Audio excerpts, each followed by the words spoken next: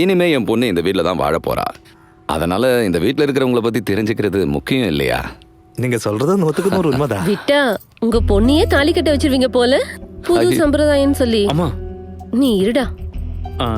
எனக்கு உங்க பொண்ணை ரொம்ப பிடிச்சிருக்குங்க.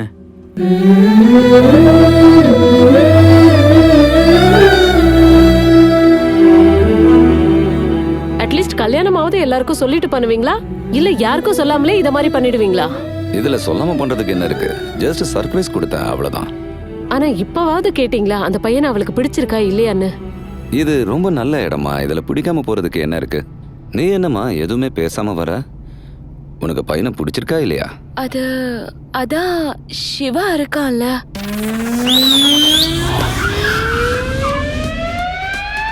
எங்க சிவா? அதான் அப்பா நம்ம பக்கத்து வீட்ல இருக்காங்களே.